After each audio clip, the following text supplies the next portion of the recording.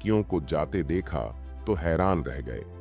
उन्हें समझ नहीं आ रहा था कि आखिर हो क्या रहा है। वे सोच ही नहीं पा रहे थे कि कार्तिक जैसा इंसेल न्यू सेंचुरी रेस्तरां का वीआईपी कैसे बन गया। मिस्टर सुलिवन, आयुष ने थोड़ा आगे बढ़कर कुछ पूछने की कोशिश की, लेकिन एंड्रयू ने उसे झिड़क दिया और वहां से चला गया। आयुष को तो शुक्रगुजार होना चाहिए था कि उसे रेस्तरां से बाहर नहीं निकाला गया। अगर उसने बात को और तूल नहीं दिया होता तो शायद एंड्रयू भी कार्तिक से पंगा नहीं लेता। यह तो एंड्रयू को अब तक का सबसे बड़ा मजाक लगा जब आयुष ने कहा कि न्यू सेंचुरी रेस्तरां का चेयरमैन एक इंसेल और खाने का डिलीवरी बॉय है। कार्तिक के साथ क्या चल रहा है हनी? उसके पास यहां खाने के पैसे कहां से आ गए? अंजलि ने भौहें चढ़ाते हुए पूछा। पक्का उसने रेस्तरां मैनेजर को धोखा देने के लिए कुछ ट्रिक्स अपनाई होंगी। मान लो उसने लॉटरी भी जीती होती, तब भी वो इंडिया पैलेस होटल में ही सारे पैसे उड़ा चुका होता। इस जगह पर खाने की तो सोचेगा भी नहीं, आयुष ने दांत पीसते हुए कहा। तो क्या हमें रेस्तरां मैनेजर को जाकर बताना चाहिए? अंजलि ने गुस्से में पूछा, क्योंकि वह चाहती थी कि कार्तिक को बाहर निकाल दिया जाए। अब कोई फायदा नहीं है। मुझे लगता है कि कार्तिक और मैनेजर मिली भगत कर रहे हैं। अगर हम उनसे बात करेंगे तो वो कुछ सुनने वाले नहीं हैं, आयुष ने खींचते हुए कहा। हाय, अंजलि ने एक लंबी सांस ली और आयुष की बात पर नाराजगी जताई। चिंता मत करो, एक इंसेल हमेशा इंसेल ही रहेगा। जल्दी ही उसका सच सबके सामने आ जाएगा। तब तक हमारे पास उसे एक्सपोज करने का मौका रहेगा, आयुष ने एक खतरनाक अंदाज में कहा और अंजलि की तरफ देखा। तो अब करना क्या है? अंजलि ने सिर हिलाते हुए पूछा। मेरा दोस्त अब तक आ जाना चाहिए था। चलो बाहर चलते हैं, आयुष ने अपनी घड़ी देखते हुए जवाब दिया। उधर सुंदर लड़की और बिजनेस सूट वाली लड़की प्राइवेट डाइनिंग रूम 1 में वापस पहुंची। जैसे ही वे अंदर गईं, उनके चेहरे पर हैरानी साफ झलक रही थी, क्योंकि अंदर कार्तिक बैठा हुआ था। कार्तिक ने भी दोनों को एक साथ आते देखा। वह झेंपते हुए खड़ा हुआ और बोला, सुंदर, अब तुम क्या चाहती हो? मैंने कल तुमसे माफी मांगी थी कि अनजाने में तुमसे टकरा गया। तुम्हारे ऊपर पानी गिराना भी गलती थी। तुम अब भी मुझे परेशान क्यों कर रही हो? दरअसल कार्तिक अपनी मंगेतर से मिलने के बारे में सोच रहा था और उसे लगा कि यह लड़की फिर कोई तमाशा करने आई है। तुम यहां क्यों बैठे हो? सुंदर लड़की ने उसे घूरते हुए पूछा। मैंने यह कमरा बुक किया है। तुम्हें क्या लगता है कि मुझे कहां होना चाहिए? कार्तिक ने थोड़ी हिचकिचाहट के बाद कहा। मेरा मतलब यह नहीं है। मैं पूछ रही हूं कि तुमने यह प्राइवेट डाइनिंग रूम क्यों बुक किया? लड़की ने चौंकते हुए कहा। खाना खाने के लिए, और क्या? कार्तिक ने सीधा जवाब दिया। वह नहीं चाहता था कि वे जाने कि वह यहां अपनी मंगेतर से मिलने आया है, वरना लड़की फिर से कोई बखेड़ा खड़ा कर देती। क्या आप किसी का इंतजार कर रहे हैं? बिजनेस सूट पहने लड़की, जो अब तक चुप थी, अचानक बोली। कार्तिक इस सवाल से थोड़ी देर के लिए ठिठक गया। हैरानी से बोला, हाँ, मुझे किसी से अपॉइंटमेंट पर मिलना है। क्या आप जिस व्यक्ति से मिलने वाले हैं उसका नाम साक्षी सिंह है? लड़की ने थोड़ा आगे झुककर पूछा। कैसे? तुम्हें यह कैसे पता? कार्तिक ने चौंकते हुए पूछा। उसका चेहरा हैरानी से खुला का खुला रह गया। यह सुनते ही दोनों लड़कियां एक दूसरे को असमंजस भरी नजरों से देखने लगीं। वे जान चुकी थीं कि यही कार्तिक वह मंगेतर है जिससे बिजनेस सूट वाली लड़की यानी साक्षी आज मिलने वाली थी। मुझे यकीन नहीं हो रहा कि तुम्हारा मंगेतर ये आदमी है, सुंदर लड़की माया ने कहा। उसकी आवाज में झिझक थी और वह साक्षी की तरफ देखते हुए बोली। साक्षी के चेहरे पर एक कड़ी मुस्कान थी। माया को इस सब पर यकीन नहीं हो रहा था। वह कोई मतलबी या स्वार्थी लड़की नहीं थी, लेकिन उसने जो बातें पहले कार्तिक के बारे में सुनी थीं, उनके कारण वह पहले ही उसे लेकर एक गलत धारणा बना चुकी थी। यह जानने के बाद कि कार्तिक साक्षी का मंगेतर है, वह स्वाभाविक रूप से नाराज थी। तुम दोनों क्या बात कर रही हो? कार्तिक ने उनकी बातचीत सुन ली थी।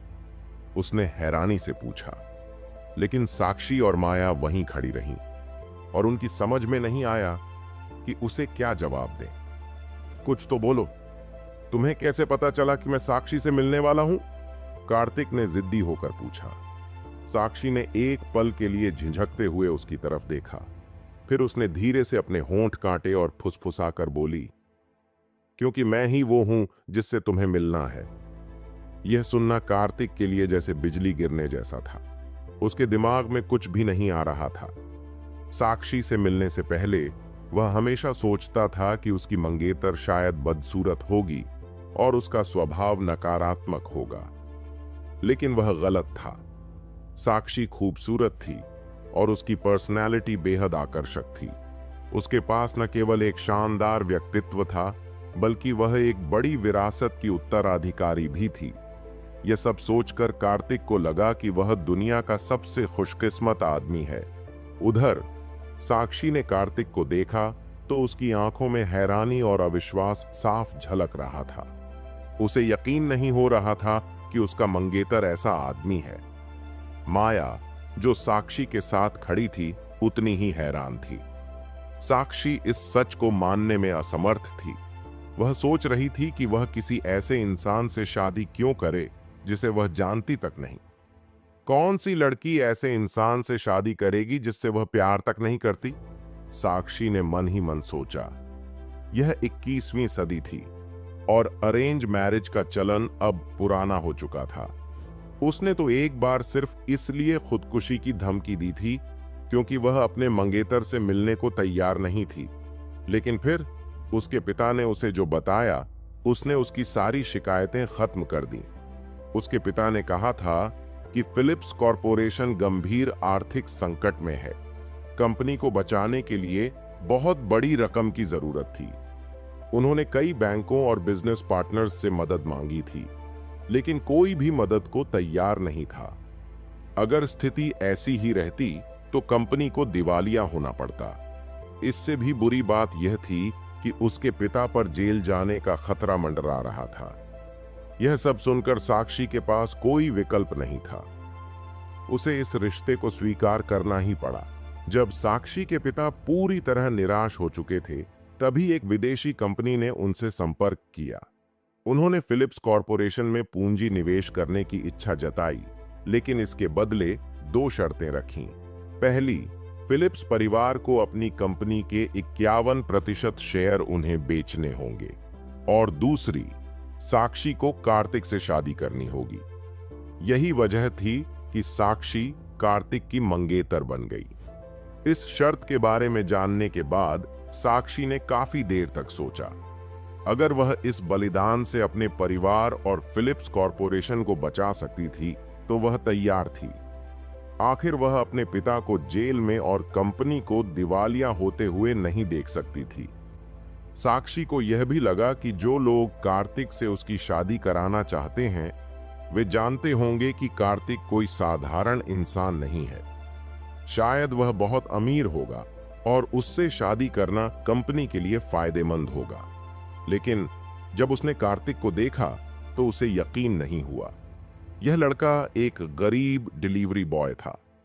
न तो उसके पास साक्षी की जरूरतों को पूरा करने का साधन था और न ही फिलिप्स कॉरपोरेशन की मदद करने की क्षमता। वह सोचने लगी कि विदेशी कंपनी ने ऐसी शर्त क्यों रखी। क्या उनके दिमाग में कुछ और चल रहा था? उधर कार्तिक भी अपनी ही दुनिया में खोया हुआ था। वह पहले साक्षी से शादी करने के लिए तैयार नहीं था। उसने थोड़ी नाराजगी भी जताई थी, लेकिन जब उसने देखा कि उसकी मंगेतर साक्षी जैसी खूबसूरत लड़की है तो उसने तुरंत अपना इरादा बदल लिया। साक्षी, मुझे नहीं लगता कि तुम्हें ऐसे इंसान से शादी करनी चाहिए, माया ने गुस्से में कहा। मैं तुम्हारे चाचा से जाकर बात करूंगी और उनसे पूछूंगी कि उन्होंने ऐसा क्यों किया। माया ने साक्षी का हाथ पकड़ा और उसे प्राइवेट रूम से बाहर ले जाने लगी। साक्षी ने शांत स्वर में कहा, इसकी जरूरत नहीं है माया, मुझे पता है सब कुछ क्यों हो रहा है। यह कहकर वह सीधी कार्तिक के पास गई। उसने उसे देखा और पूछा, तुम मेरे मंगेतर हो, है ना? यह सुनते ही कार्तिक चौंक गया। उसने थोड़ा झेंपते हुए सिर खुजलाया और बोला, हाँ शायद, मुझे लगता है हाँ। साक्षी ने उसकी ओर देखा और कहा, तो फिर बैठकर बात करते हैं। माया यह सब देखकर झुंझला गई। उसने निराश होकर कहा, साक्षी, तुम मुझसे क्या बात करने वाली हो? सच में, क्या तुम ऐसे इंसान से शादी करने वाली हो? माया को फिलिप्स कॉरपोरेशन की स्थिति के बारे में ज्यादा जानकारी नहीं थी, लेकिन साक्षी जानती थी कि उसके पास कोई और विकल्प नहीं था।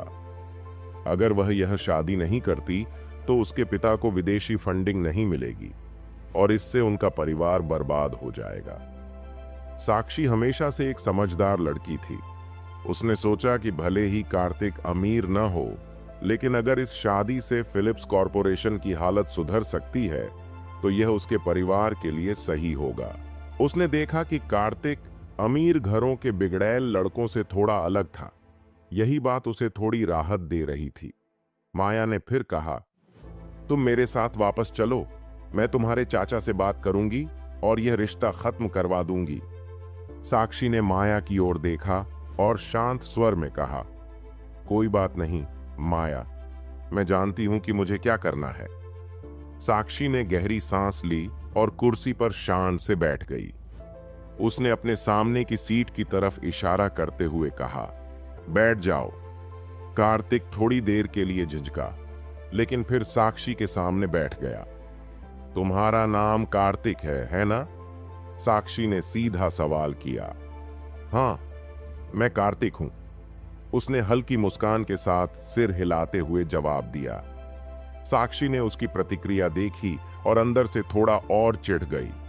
उसने गंभीरता से कहा, मुझे लगता है कि तुम जानते हो कि हम यहां क्यों हैं, है ना? हाँ, मुझे पता है, कार्तिक ने आत्मविश्वास से जवाब दिया।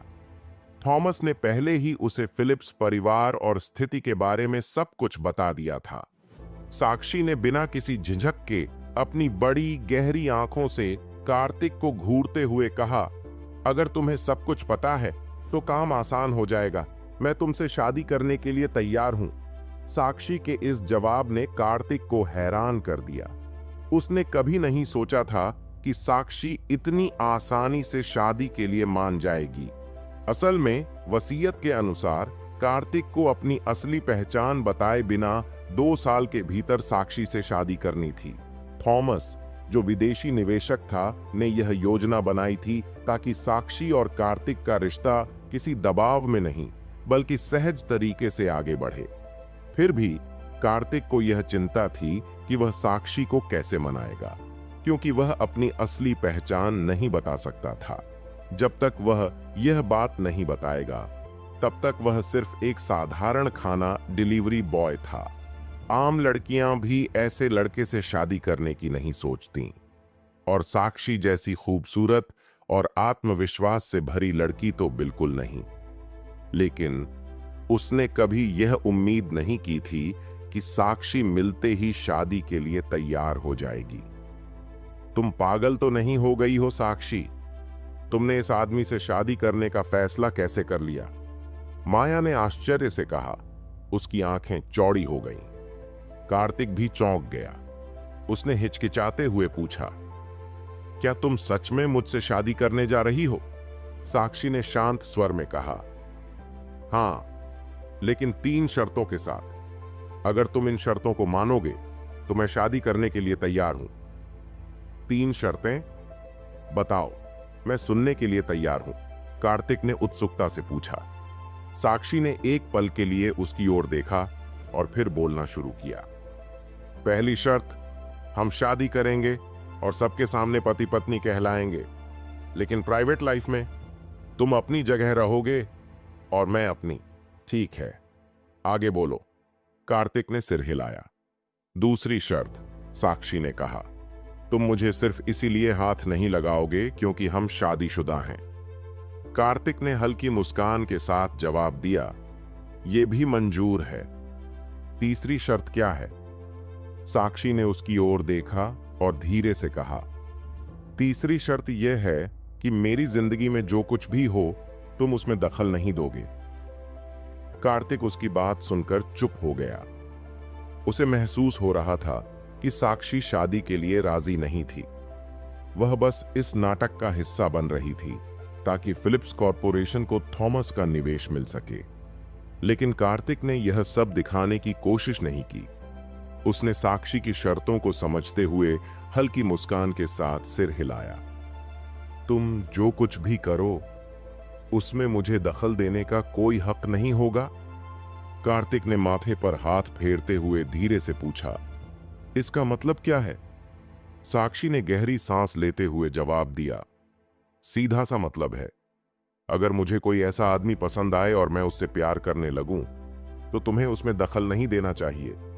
उसी तरह अगर तुम्हें कोई लड़की पसंद आए तो तुम भी जो चाहो करो, मैं उसमें दखल नहीं दूंगी। कार्तिक ने एक पल के लिए सोचा और पूछा, तो तुम्हारा मतलब है कि हम सिर्फ नाम के पति पत्नी रहेंगे? बिल्कुल सही, मेरा यही मतलब है, साक्षी ने गंभीरता से कहा। अगर मैं सीधे सीधे कहूं कि मैं तुमसे शादी करने के लिए तैयार हूं तो शायद तुम यकीन नहीं करोगे। इसलिए बेहतर है कि सारी बातें साफ कर ली जाएं। इससे हम दोनों के लिए सब कुछ साफ रहेगा। कार्तिक ने उसकी बातों को गौर से सुना और गंभीर स्वर में पूछा, अगर मैं तुम्हारी ये 3 शर्तें मान भी लूं तो तुम्हारा परिवार आर्थिक रूप से बच जाएगा, लेकिन बदले में मुझे क्या मिलेगा? मुझे ऐसा क्यों करना चाहिए? साक्षी को पहली बार लगा कि कार्तिक जितना दिखता है उससे ज्यादा समझदार है। थोड़ी देर चुप रहने के बाद उसने धीरे से कहा, कार्तिक, मैं तुम्हारी स्थिति जानती हूं। तुम्हारे पास अभी पैसे कम हैं, है ना? कार्तिक ने कुछ नहीं कहा तो साक्षी ने अपनी बात जारी रखी। अगर तुम मेरी शर्तें मानते हो तो मैं तुम्हें हर महीने $10,000 दूंगी। ये तुम्हारे रहने खाने के खर्च के लिए होगा। कार्तिक ने हल्की मुस्कान के साथ कहा, तो तुम्हारा प्लान है मुझे खिलौना लड़का बनाकर रखने का, है ना? जो मर्जी समझ लो, साक्षी ने ठंडे स्वर में जवाब दिया।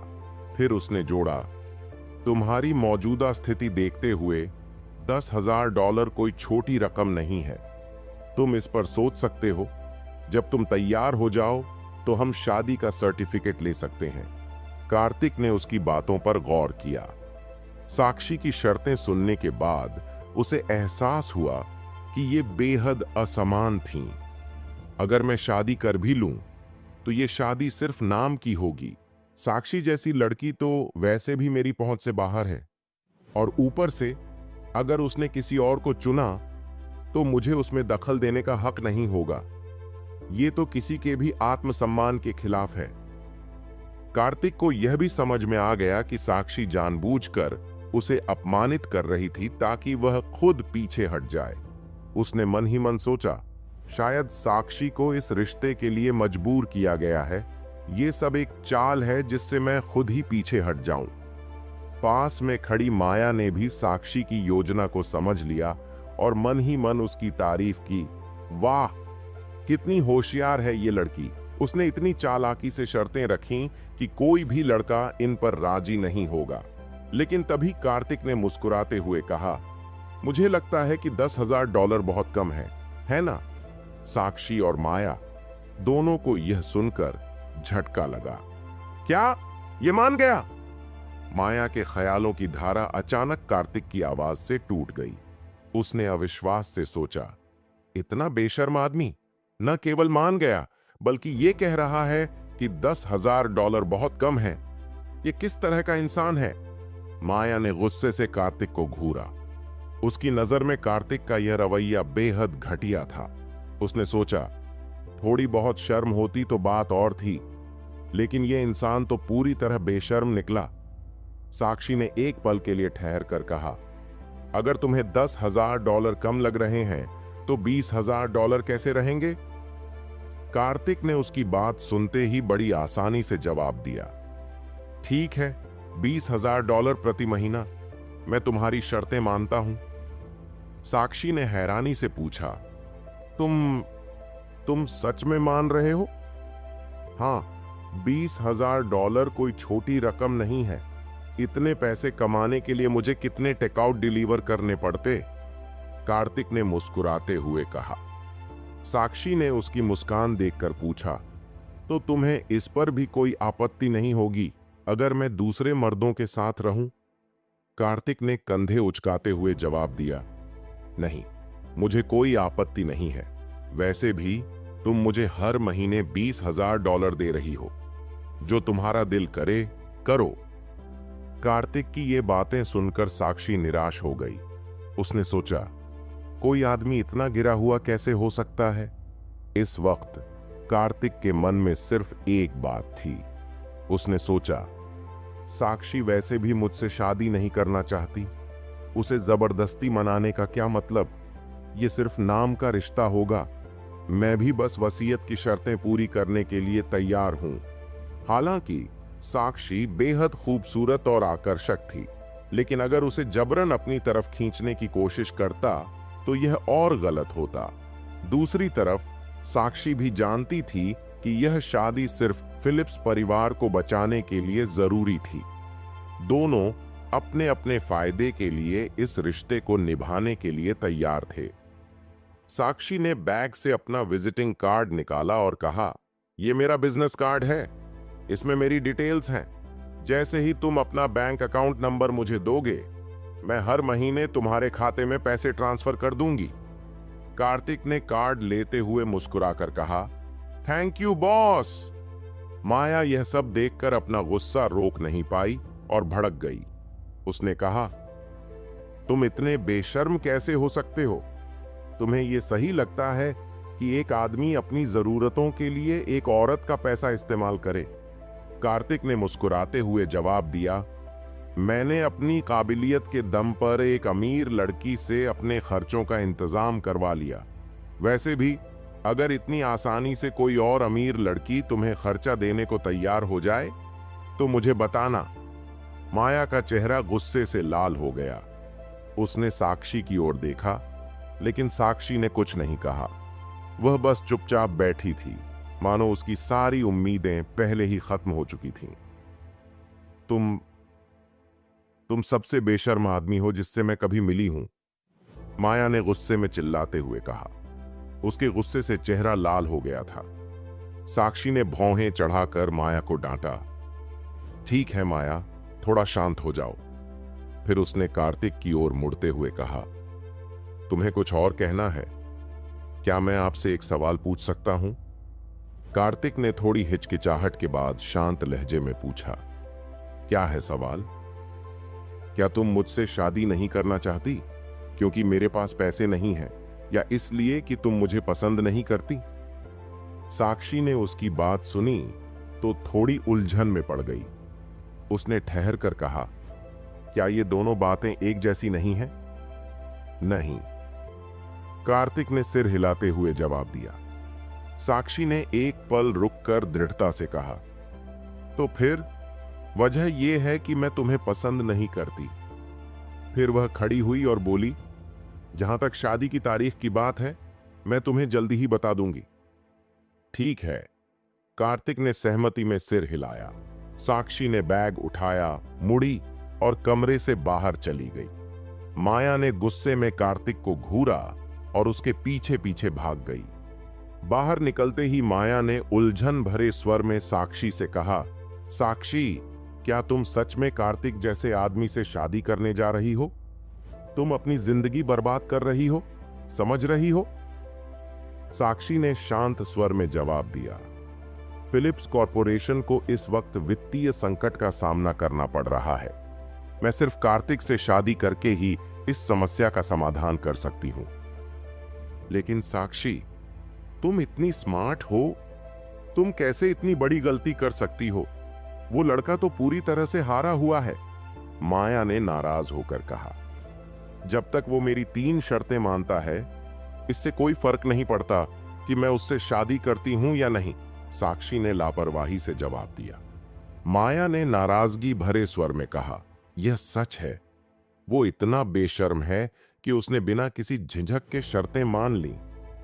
उसने तो यहां तक कह दिया कि तुम्हारे दिए पैसे भी कम हैं। मैंने अपनी जिंदगी में कभी इतना बेहुदा आदमी नहीं देखा। साक्षी ने मुस्कुराते हुए कहा, हम दोनों ही इस शादी से अपने फायदे देख रहे हैं। जैसे ही फिलिप्स कॉरपोरेशन का फंड तैयार हो जाएगा, मैं उससे तलाक ले लूंगी। जब तक वो मुझे छुएगा नहीं, मुझे कोई नुकसान नहीं होगा। माया ने राहत की सांस ली और हंसते हुए बोली, तुम सच में होशियार हो। कार्तिक तो पूरा मूर्ख है जो ऐसी शर्तों पर राजी हो गया। दोनों महिलाएं हंसती हुई रेस्तरां से बाहर निकल गईं। निजी कमरे में कार्तिक अब अकेला था। उसी वक्त न्यू सेंचुरी रेस्तरां का मैनेजर एंड्रयू कमरे में घुसा। मिस्टर कार्तिक, मुझे माफ कर दीजिए। मुझे नहीं पता था कि आप इतने बड़े आदमी हैं। अगर मैंने आपको किसी तरह से परेशान किया हो तो प्लीज मुझे नौकरी से मत निकालिए। एंड्रयू की आवाज डर और घबराहट से भरी हुई थी। कार्तिक ने धीरे से उसकी ओर देखा और शांत स्वर में कहा, आज जो हुआ उसका तुमसे कोई लेना देना नहीं है। चिंता मत करो, तुम्हें नौकरी से नहीं निकाला जाएगा। एंड्रयू ने राहत की सांस लेते हुए बार बार कहा, धन्यवाद मिस्टर कार्तिक, बहुत बहुत धन्यवाद। एंड्रयू ने थोड़े चौंकते हुए कहा, क्या तुमने मेरी पहचान के बारे में और किसी को बताया है? कार्तिक ने थोड़ी देर रुककर पूछा, नहीं, पहले तो मुझे साफ साफ कहा गया था कि अपनी पहचान को गुप्त रखा जाए। रेस्तरां में मैं ही अकेला हूं जो इसके बारे में जानता है, बाकी किसी को नहीं पता। एंड्रयू ने थोड़ा संकोच करते हुए जवाब दिया, ठीक है।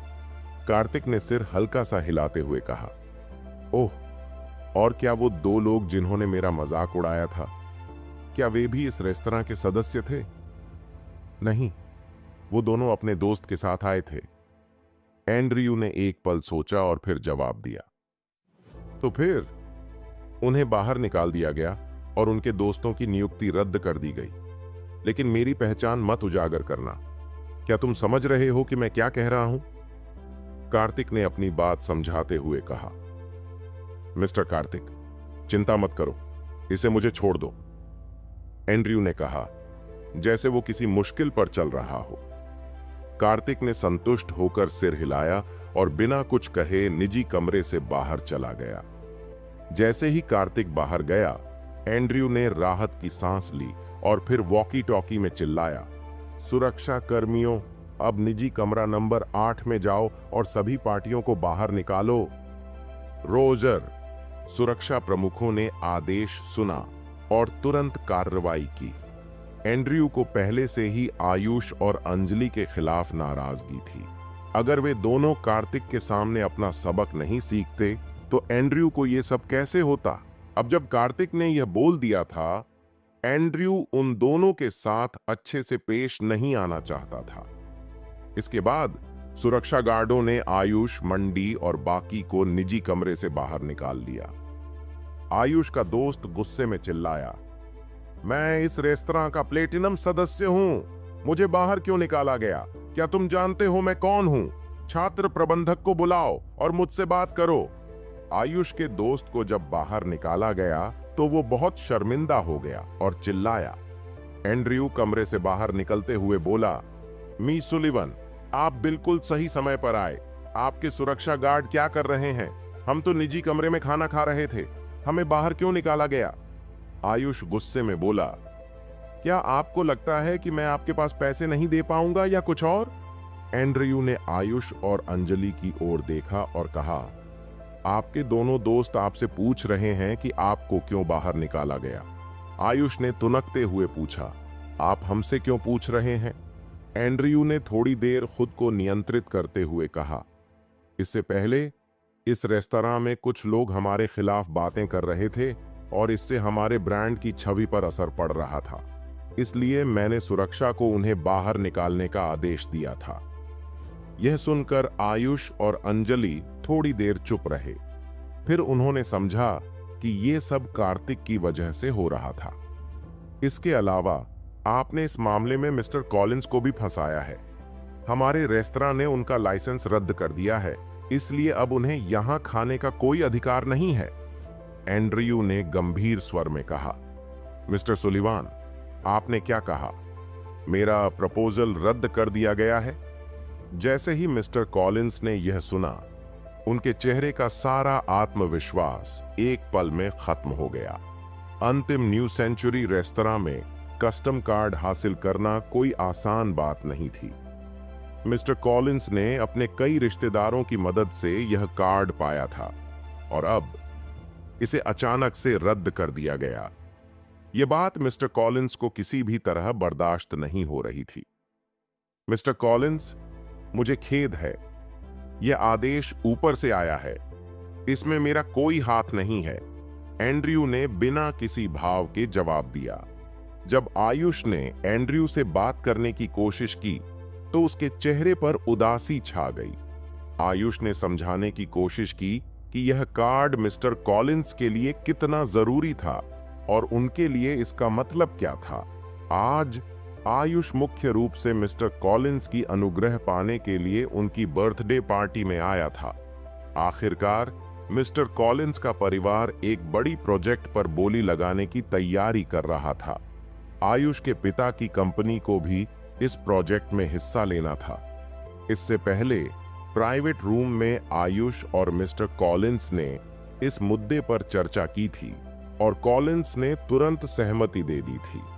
लेकिन अब चूंकि आयुष और अंजलि ने कार्तिक की निंदा की थी, मिस्टर कॉलिंस का समर्थन अचानक खत्म हो गया।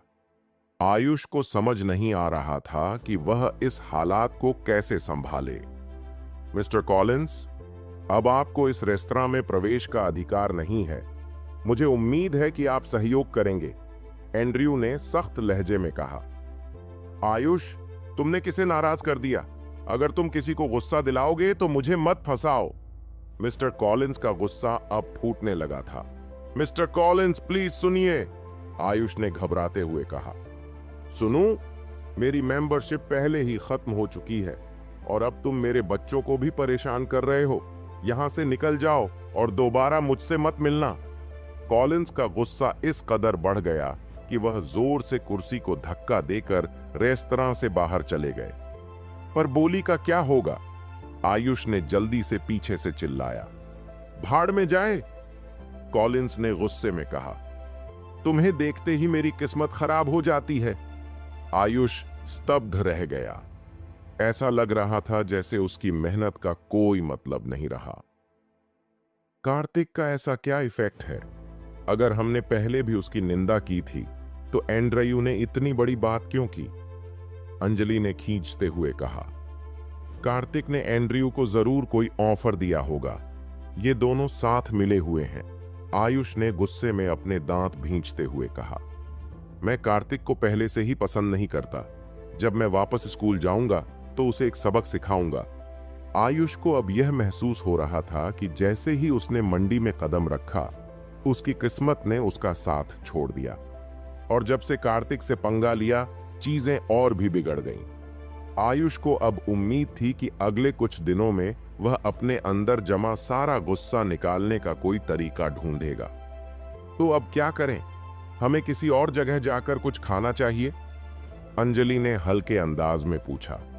आयुष का गुस्सा अभी शांत नहीं हुआ था। अरे, मिस्टर कॉलिंस के साथ मेरा सब कुछ खत्म हो गया है और तुम्हें अभी भी खाने की पड़ी है। तुमको अपनी प्रायोरिटी का पता भी है। आयुष ने बगल में खड़ी अंजलि की ओर देखा और चिढ़कर कहा। इस बार आयुष के मन में ख्याल आया कि घर जाकर वह यह बात अपने पिता को कैसे समझाएगा। अंजलि को डांटने के बाद वह चुप हो गई और चुपचाप में फिल्में देखने लगी।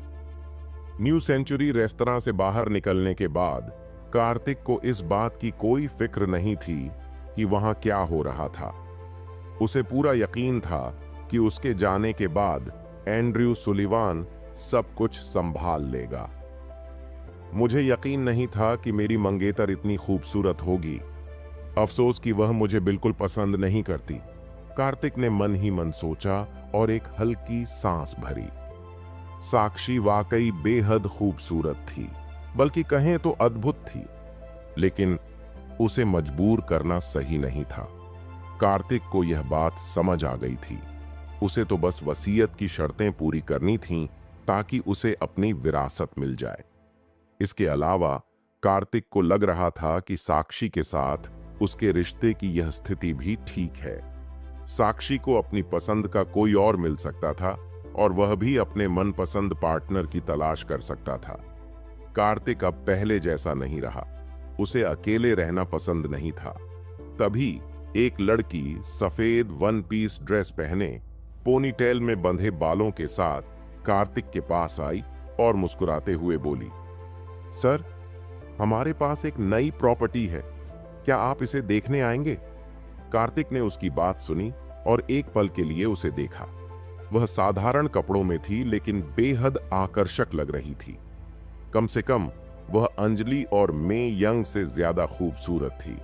उसकी बड़ी चमकदार आंखें और लंबी गोरी टांगें देखकर किसी का भी मन मोहित हो सकता था। मुझे खेद है, अभी मैं बिजी हूं, कार्तिक ने बिना किसी रुचि के कहा और जाने लगा।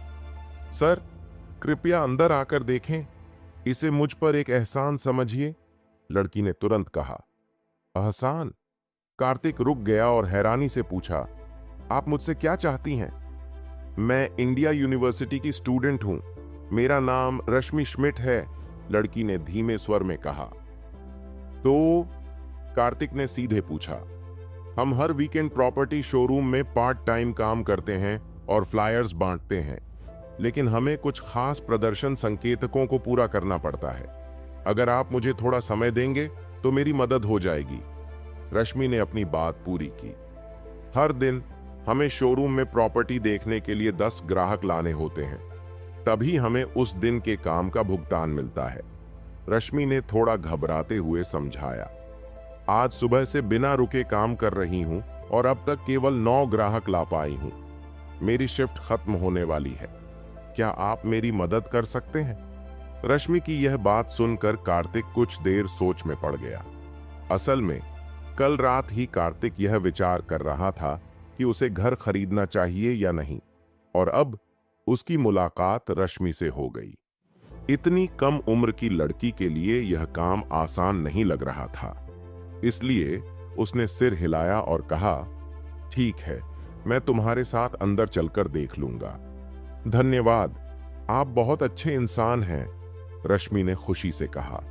थैंक यू कहने की जरूरत नहीं, कार्तिक ने हल्के मुस्कुराते हुए जवाब दिया। मेरे पीछे आइए, रश्मि ने जल्दी से कहा और कार्तिक को शोरूम की ओर ले गई।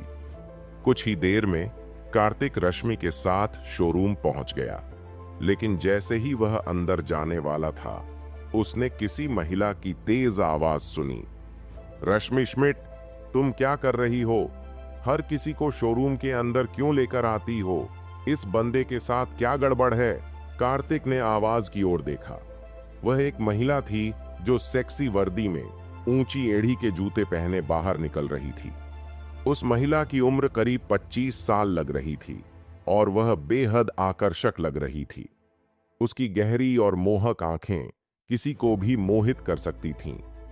उसकी कसी हुई काली वर्दी उसकी खूबसूरत काया को और निखार रही थी। कॉलर से झलकती उसकी गोरी त्वचा और उसकी छाती की हल्की झलक उसे और भी ज्यादा आकर्षक बना रही थी।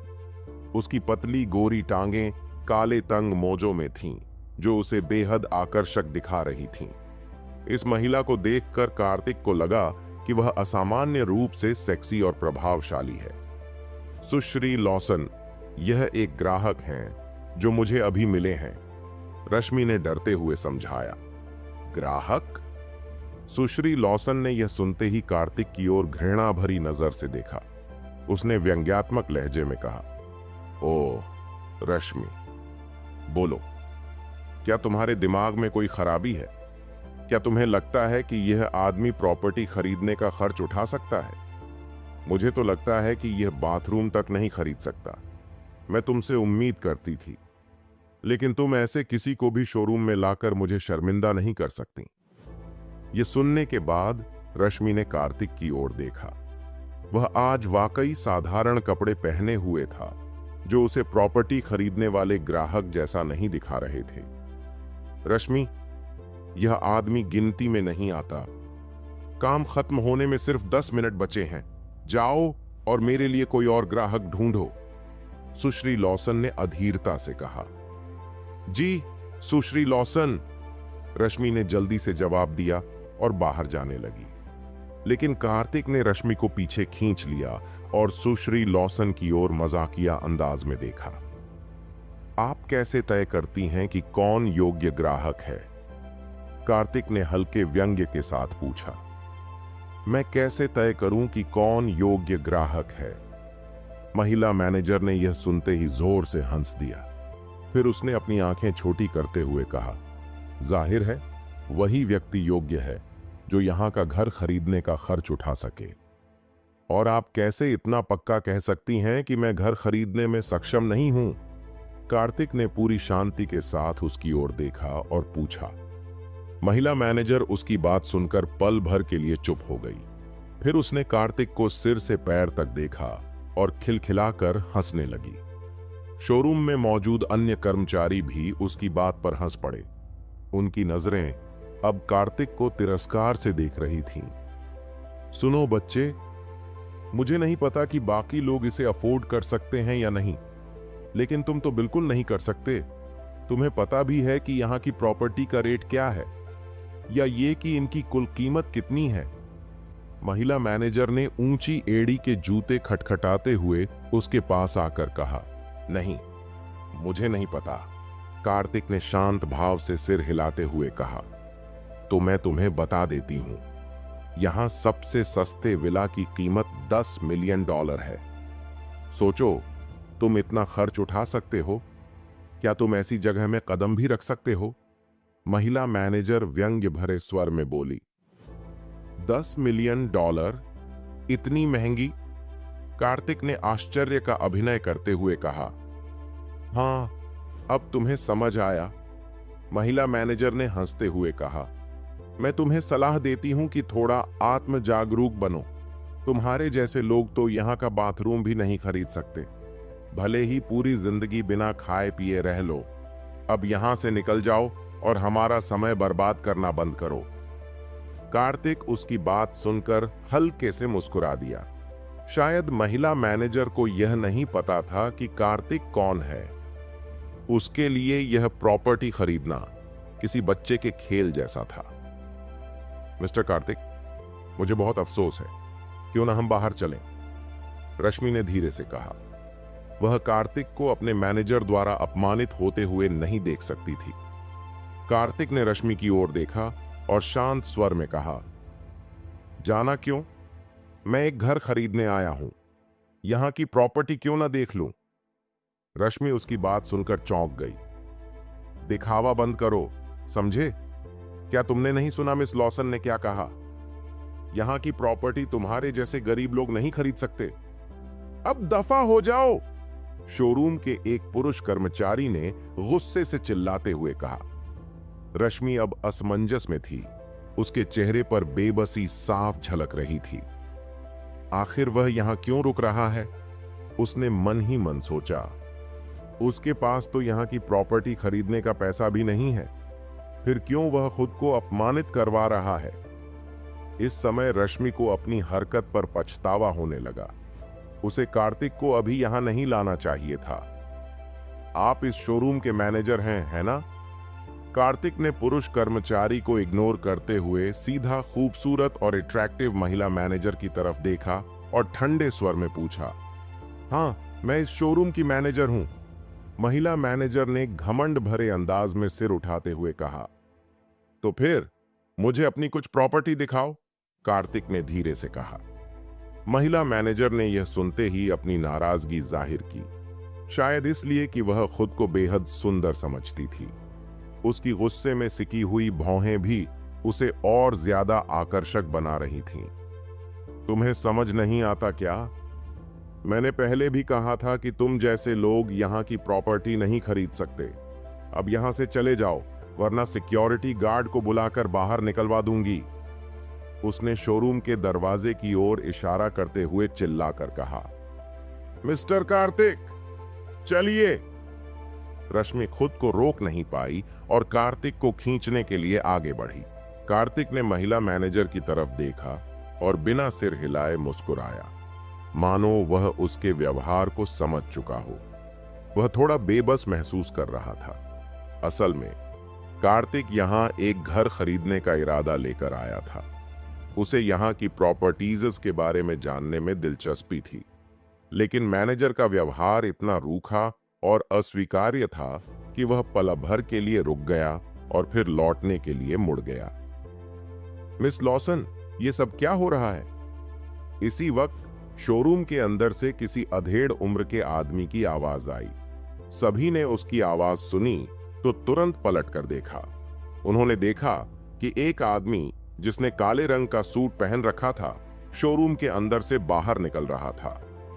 मिस्टर कार्टर, आप बाहर क्यों आए? जैसे ही मिस लॉसन ने उस व्यक्ति को देखा, उसका चेहरा बदल गया। उसने एक जबरदस्त मुस्कान के साथ कहा, मैंने बाहर से ही सुना कि आप किसी कस्टमर को बाहर निकालने की बात कर रही थीं। ये सब क्या हो रहा है? मिस्टर कार्टर ने गुस्से से भौहें सिकोड़कर पूछा। मिस्टर कार्टर, ये आदमी हमारे शोरूम में झगड़ा करने आया है। मैं बस इसे सिक्योरिटी गार्ड से बाहर निकलवाने ही वाली थी। मिस लॉसन ने जल्दी से सफाई दी। झगड़ा करने आया था? मिस्टर कार्टर ने सुनते ही हैरानी से पूछा। फिर वह कार्तिक की ओर बढ़ा और विनम्रता से पूछा, सर, असल में बात क्या है? मैं यहां प्रॉपर्टी देखने आया था, लेकिन आपकी मैनेजर को मैं पसंद नहीं आया। वह मुझे बाहर निकालना चाहती थी। कार्तिक ने शांत स्वर में जवाब दिया। कार्तिक की बात सुनकर रश्मि की घबराहट बढ़ गई। रश्मि जानती थी कि मिस्टर कार्टर मिस लॉसन के सीनियर हैं। अगर मिस लॉसन पर कोई एक्शन लिया गया तो रश्मि की स्थिति भी खराब हो सकती थी। कार्तिक की बात सुनते ही मिस्टर कार्टर ने गुस्से से मिस लॉसन की तरफ देखा। फिर उन्होंने कार्तिक की तरफ मुड़ते हुए कहा, सर, हमारी टीम की गलती के लिए मैं ईमानदारी से माफी मांगता हूं। मैं इस शोरूम का इंचार्ज यानी कार्टर खुद हूं। मैं तुरंत आपकी मदद के लिए किसी को भेजता हूं। प्लीज थोड़ा इंतजार करें। जब कार्तिक ने देखा कि अधेड़ उम्र के आदमी यानी यानिक के व्यवहार में बदलाव आया है, तो उसने वहां से जाने का विचार छोड़ दिया। उसने विनम्रता से कहा, ठीक है। यानिक ने क्लो की तरफ मुड़कर सख्त लहजे में कहा, क्लो लॉसन, तुम अभी भी वहां खड़ी क्यों हो? जल्दी करो और हमारे ग्राहक को प्रॉपर्टी दिखाओ। क्लो ने गुस्से में बड़बड़ाते हुए जवाब दिया। मिस्टर कार्टर, क्या आपको सच में लगता है कि ये लड़का यहां घर खरीदने आया है? इसे प्रॉपर्टी दिखाना सिर्फ टाइम वेस्ट करना है। ये यहां सिर्फ परेशानी करने आया होगा। यानिक ने उसे डांटते हुए कहा। क्लो लॉसन, मैंने तुमसे कितनी बार कहा है कि ग्राहक हमारी पहली प्राथमिकता है।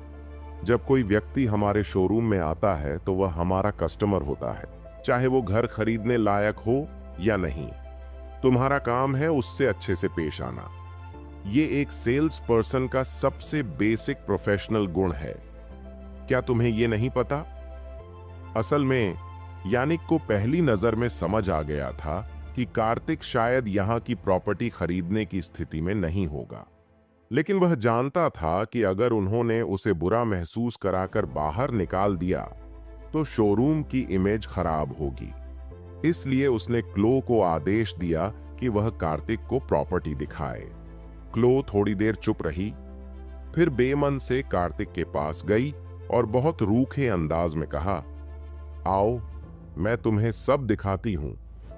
हालांकि क्लो इस पूरी स्थिति से नाराज थी, लेकिन वह यानिक के आदेश के खिलाफ जाने की हिम्मत नहीं कर सकती थी। वह कार्तिक को शोरूम के सैंड टेबल मॉडल तक ले गई। इस दौरान यानिक को यकीन था कि कार्तिक विला नहीं खरीद सकता, इसलिए उसने वहां ज्यादा रुकना ठीक नहीं समझा और शोरूम से चला गया। रश्मि वहीं चुपचाप खड़ी थी। उसकी आंखों में डर साफ झलक रहा था। उसे लग रहा था कि कार्तिक को यहां लाकर उसने बड़ी गलती कर दी है। क्लो निश्चित रूप से कार्तिक के जाने के बाद उससे बदला लेगी और शायद नौकरी से निकाल भी दे। रश्मि असमंजस में थी। वह सिर झुकाए खड़ी थी और अपने कपड़ों के किनारों से खेल रही थी। क्लो ने कार्तिक को सैंड टेबल मॉडल के पास ले जाकर कोने में एक विला की ओर इशारा किया और कहा, यह हमारा आखिरी विला है। ये 400 स्क्वायर फीट के एरिया में बना है और इसके साथ एक गार्डन भी आता है। इसका रेट $20,000 प्रति स्क्वायर मीटर है। टोटल कीमत, हैंडलिंग चार्ज, टैक्स और बाकी सब कुछ मिलाकर $8 मिलियन होगी। $8 मिलियन? कार्तिक ने यह सुनकर चौंकते हुए पूछा। क्लो ने उदासीनता से जवाब दिया, हाँ, ये विला एक अजीब से कोने में है, इसलिए इसका प्राइस कम है। बाकी विला की कीमत तो $40,000 प्रति स्क्वायर मीटर से कम नहीं होगी। इसके बाद उसने कार्तिक को सिर से पैर तक देखा और कटाक्ष करते हुए कहा, वैसे भी मुझे नहीं लगता कि तुम ये सबसे सस्ता विला भी खरीद सकते हो। कार्तिक ने उसकी बात सुनी पर कुछ नहीं कहा। क्लो ने फिर ठाका मारते हुए कहा, चलो अब ये नाटक बंद करो। तुम्हारे जैसे लोग विला खरीदने की सोच भी कैसे सकते हो? मैं चाहती हूं कि तुम यहां से चले जाओ। जो हुआ उसके लिए मैं तुम्हारे खिलाफ कुछ नहीं करूंगी। यानिक के चले जाने के बाद क्लो ने फिर से व्यंग्य करना शुरू कर दिया। इस समय कार्तिक और क्लो एक दूसरे के काफी करीब खड़े थे, इतनी पास कि कार्तिक को क्लो की हल्की खुशबू महसूस हो रही थी। क्लो के बर्ताव को नजरअंदाज कर दें तो उसका फिगर बहुत आकर्षक था। उसे खूबसूरत महिलाओं में से एक माना जा सकता था, खासकर सफेद ब्लाउज के नीचे उसके भरे हुए स्तन जो उसकी सुंदरता को और बढ़ा रहे थे। तुम इस बात को लेकर कितनी कॉन्फिडेंट हो कि मैं ये विला नहीं खरीद सकता? कार्तिक ने अपना सिर उठाया और सीधे क्लो की आंखों में देखते हुए ठंडे स्वर में कहा, तुम्हें खुद ही पता होना चाहिए कि तुम इसे अफोर्ड कर सकते हो या नहीं। चलो $8 मिलियन की बात छोड़ो, अगर तुम आज $80,000 भी जुटा सको तो मैं मान लूंगी कि तुम कुछ हो। क्लो ने अपनी आंखें घुमाई और नफरत भरे लहजे में जवाब दिया।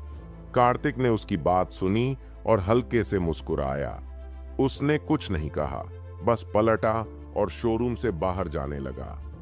बेचारा, मुझे पता था कि तुम इसे अफोर्ड नहीं कर पाओगे। कितना टाइम बर्बाद किया। क्लो ने कार्तिक को जाते हुए देखा और बड़बड़ाने लगी। कार्तिक ने उसकी बातों को नजरअंदाज किया। वह बिना कुछ कहे शोरूम से बाहर चला गया। असल में कार्तिक इस विला को खरीदने में सक्षम था, लेकिन उसे लगा कि यह विला उस जगह के हिसाब से अच्छा नहीं था। आखिर उसे $10 ट्रिलियन की संपत्ति विरासत में मिली थी। अगर वह सच में घर खरीदना चाहता तो सबसे अच्छी जगह पर सबसे शानदार विला खरीदता। बाहर से देखने पर सबको यही लगा कि कार्तिक के पास पैसे नहीं थे और वह इस विला के लायक नहीं था, लेकिन सच्चाई ये थी कि ये विला कार्तिक के स्तर के लायक नहीं था। रश्मि, तुम अभी भी यहां खड़ी क्यों हो? अब जा सकती हो। क्लो ने कार्तिक को जाते हुए देखा और फिर रश्मि की ओर मुड़ी। सुश्री लॉसन, क्या काम का टाइम खत्म हो गया है? रश्मि ने चौंकते हुए पूछा। उसने डरते हुए धीरे से कहा, काम खत्म? हाँ, तुम्हारे लिए खत्म हो गया है। अब तुम हमेशा के लिए जा सकती हो। तुम्हें वापस आने की जरूरत नहीं है। क्लो ने व्यंग्यात्मक अंदाज में जवाब दिया। रश्मि को समझते देर नहीं लगी कि क्लो गुस्से में उसे नौकरी से निकाल रही थी। रश्मि घबरा गई। उसने अपना मुंह खोला और कुछ कहने की कोशिश की। सुश्री लॉसन, मैं...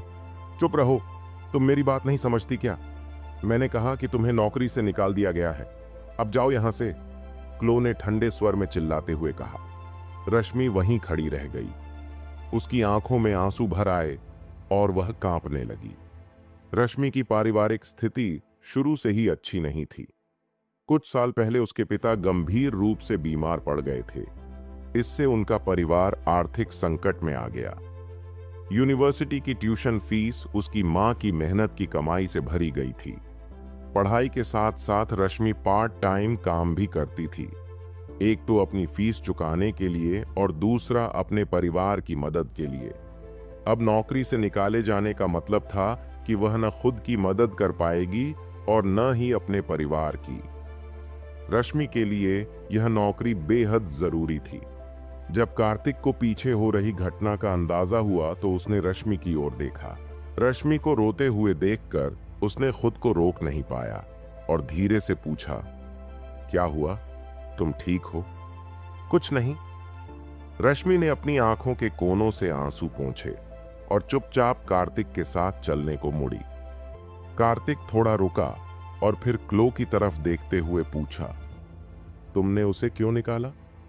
क्लो ने तिरस्कार भरे स्वर में कहा, मैं यहां की मैनेजर हूं, जिसे चाहूं निकाल सकती हूं। इससे तुम्हारा कोई लेना देना नहीं है। मिस्टर कार्तिक, प्लीज चलो, यहां से चलें।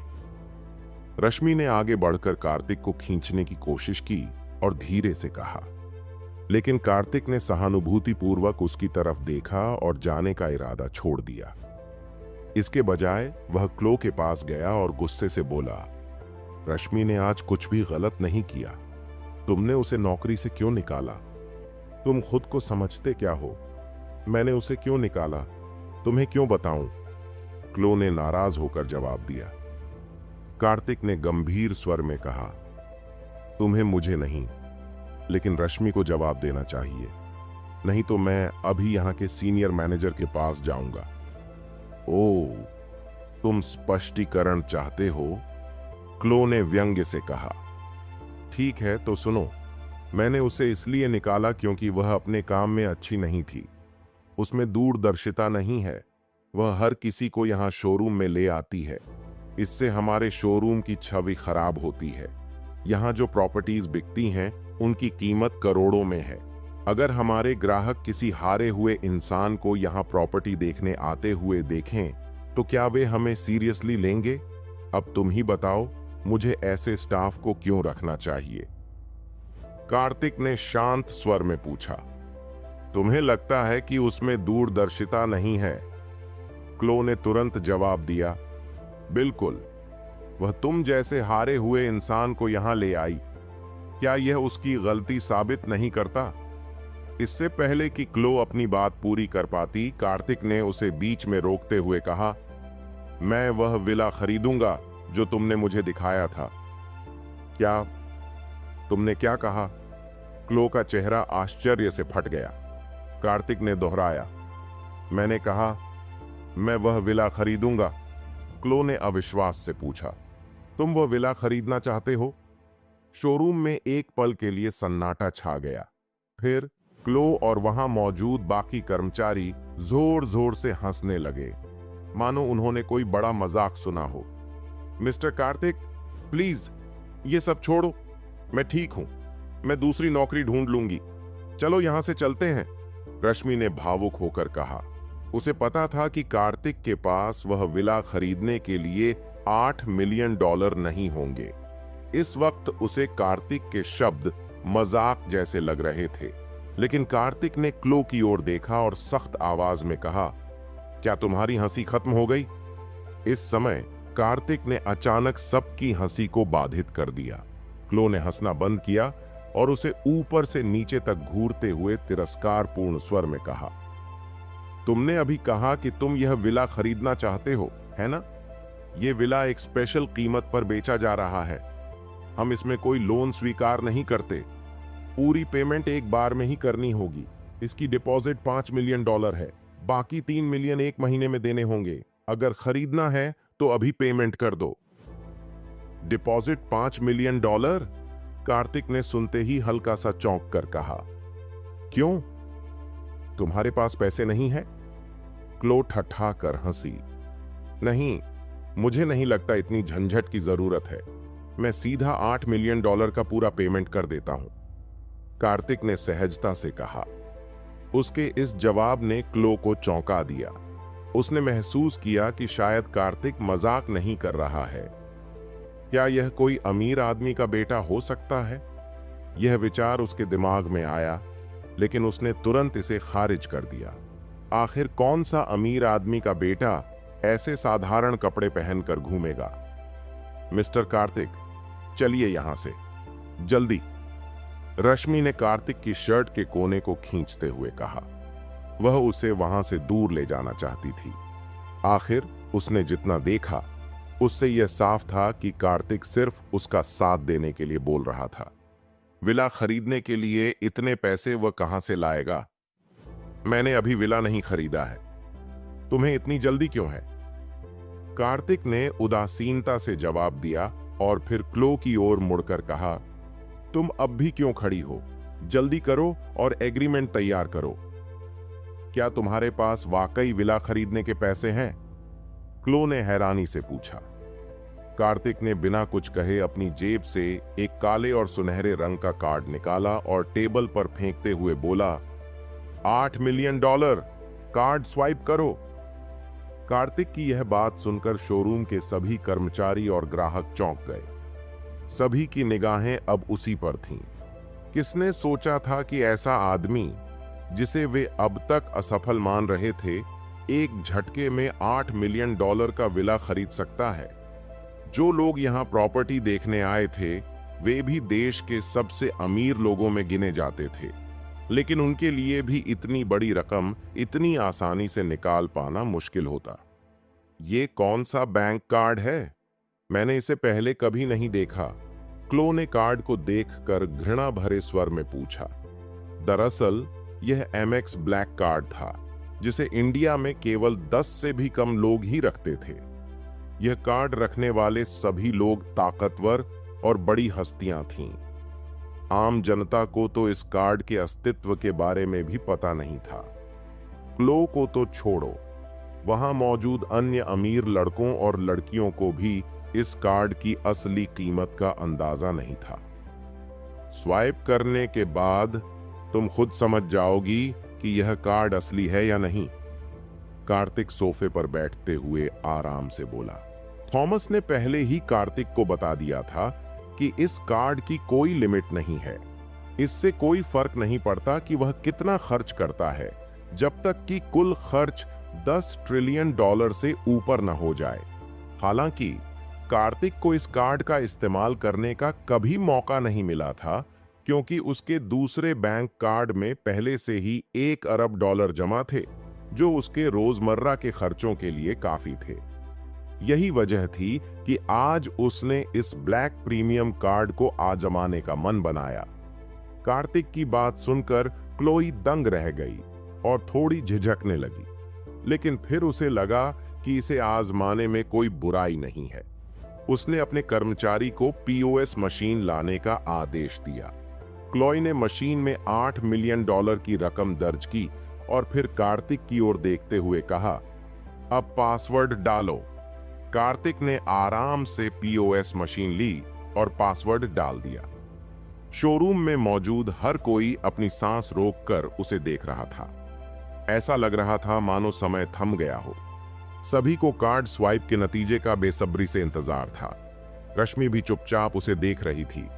उसकी आंखों में शक था, लेकिन अब वह सोचने लगी थी कि शायद कार्तिक सच कह रहा हो। बीप, लेन देन सफल हुआ। पीओएस मशीन से जैसे ही यह आवाज आई, पूरा शोरूम सन्न रह गया। हर किसी की आंखें हैरानी से बड़ी हो गईं। किसने सोचा था कि एक ऐसा लड़का जो दिखने में इतना साधारण और गरीब जैसा लग रहा था, वह विला खरीदने के लिए वाकई $8 मिलियन खर्च कर देगा, वह भी एक बार में। सबसे हैरानी की बात यह थी कि कार्तिक ने विला के बारे में कोई सवाल नहीं पूछा। न उसने कोई डिटेल मांगी, न प्रॉपर्टी को देखने की बात की। उसने सीधा कार्ड स्वाइप करने का फैसला किया। यह बात शोरूम में मौजूद हर किसी के दिमाग को झकझोर गई। खासकर कुछ सेल्स लेडीज की नजरें अब पूरी तरह बदल चुकी थीं। ऐसा लग रहा था जैसे वे हर हाल में कार्तिक का ध्यान अपनी ओर खींचना चाहती हों। आखिर $8 मिलियन का विला बेचने पर मिलने वाला कमीशन ही कम से कम $5 लाख था। हालांकि सबसे ज्यादा हैरान रश्मि और क्लोई थीं। रश्मि अब भी शॉक में थी। उसने कभी सोचा भी नहीं था कि जिसे उसने एक साधारण लड़का समझकर मदद की थी, वह इतना अमीर निकलेगा। दूसरी ओर क्लोई का चेहरा शर्म और झेप से लाल हो गया था। उसने कार्तिक के साथ जो भी रूखा व्यवहार किया था, वह उसे अब एक बड़ी भूल लग रहा था। पैसे ट्रांसफर हो गए हैं ना? कार्तिक ने शांति से पूछा। जी जी, पैसे आ चुके हैं। क्लोई की आवाज कांप रही थी। तो फिर अनुबंध तैयार करो, कार्तिक ने आदेश दिया। जी जी, अभी करती हूं। क्लोई ने तुरंत हड़बड़ाकर जवाब दिया और अनुबंध तैयार करने के लिए दौड़ पड़ी। कार्तिक वहीं सोफे पर पैर फैलाकर आराम से बैठ गया। शोरूम के बाकी लोग उसे अजीब नजरों से देख रहे थे। पुरुष जलन और ईर्ष्या से भरे हुए थे, जबकि महिलाएं उसकी ओर प्रशंसा भरी निगाहों से देख रही थीं। ऐसा लग रहा था कि अगर कार्तिक उन्हें कुछ भी कहे तो वे तुरंत उसके करीब आ जाएंगी। लेकिन इस सब के बीच रश्मि अभी तक जो कुछ हुआ था उससे उबर नहीं पाई थी। उसे लग रहा था कि यह सब किसी सपने जैसा था।